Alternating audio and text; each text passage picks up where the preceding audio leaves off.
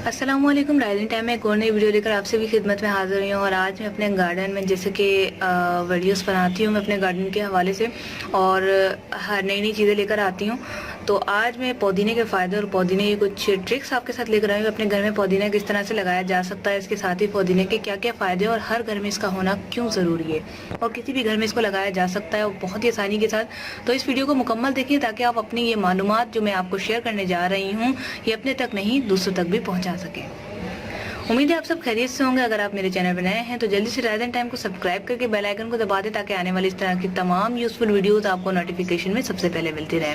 इसके साथ ही अगर आपने मेरा Facebook page rising time join नहीं किया तो जल्दी से जाकर लाइक कर दें, क्योंकि वहाँ पर रोजाना की वीडियोज़ के साथ साथ मैं बहुत ही इंफॉर्मेटिव इमेजेस और टेक्स्ट पोस्ट करती रहती हूँ, मालूमाती वीडियोज़ और बहुत सारी चीज़ें वहाँ आती रहती हैं। तो ज़रूर आप उसको ज्वाइन कीजिएगा। अब बात करते हैं पुदीने की। तो आप यकीन नहीं करेंगे, कुछ टाइम पहले ये पुदीना जो था इसकी हालत बहुत बुरी हो गई थी।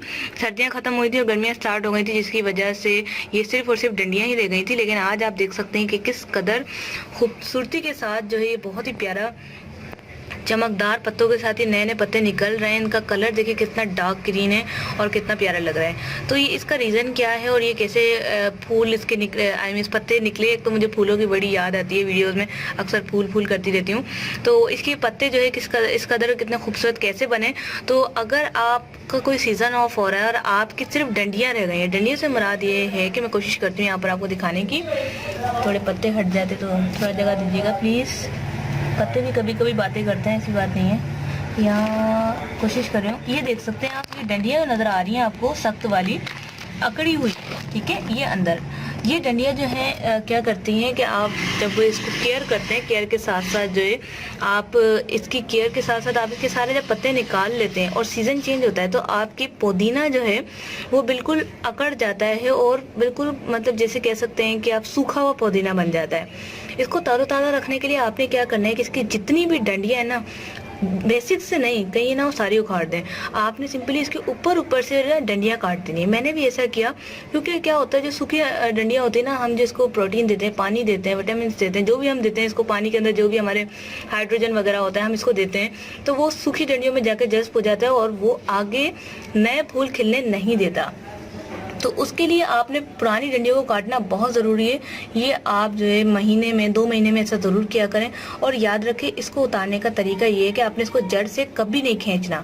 आपने सिर्फ और सिर्फ आपने बाजार में देखा होगा आपको जड़ से खींचे हुए मिलते हैं, क्योंकि उनका तो आदत है। और ये पत्ते जो मेरे पास हैं देसी हैं, जब भी छोटे हैं, वहाँ आप देखेंगे ये बड़ा बड़ा पत्ता होता है जैसे पता नहीं क्या है।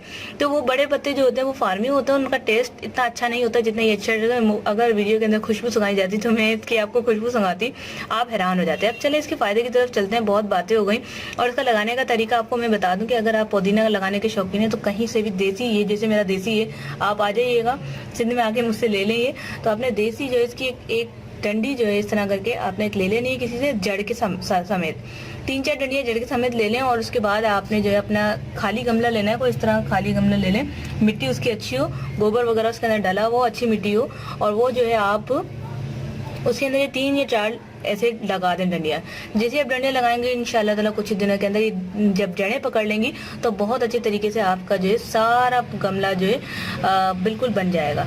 अब बात करते हैं इसके फ़ायदों के बारे में कि आखिर मैं बार बार क्यों इसको लगाने का कह रही हूँ। सबसे पहले तो आपके डाइजेस्ट सिस्टम, आपके पेट की खराबी को ठीक करता है, के मतली, उल्टी, कब्ज और हाजमे की खराबी, हमल के मसाइल, हैज़ के मसाइल, इसके साथ ही आपकी बवासीर और बहुत ऐसी चीज़ें हैं जो कि हमारी ज़िंदगी में छोटी मोटी चीज़ों से और गलतियों से बनती रहती हैं बीमारियाँ।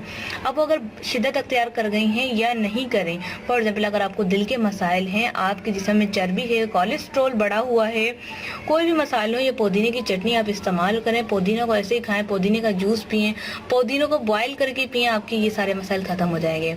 हाजमे की खराबी को दुरुस्त करता है। इसके साथ ही अगर आपका हैज़ बंद है तो हैज़ में आप इसका पानी पिएं, इंशाल्लाह ताला आपका हैज़ जारी हो जाएगा। और अगर आपके हैज़ में दर्द है वो भी ठीक हो जाएगा। इसके साथ ही अगर आप हाजमा दुरुस्त रखना चाहते हैं और आप चाहते हैं कि आपको खट्टी डकारें ना आए तो इसकी खाने में इसकी चटनी इस्तेमाल करें। चटनी बनाने का तरीका बहुत ही आसान है। आपने एक कच्चा लहसुन लेना लेना है। इसके साथ थोड़ा पुदीना, थोड़ा हरा धनिया, थोड़ी सी हरी मिर्चें, सूखा जीरा जो होता है हमारा वो ले लें आप, और वो आप इसके अंदर जो है शामिल करके नमक और हल्की सी मिर्चें डाल के, मिर्चें डालने की जरूरत नहीं, हरी मिर्चें हैं वो डाल के आप इसे अच्छी तरीके से पीस लें, वो खाएं।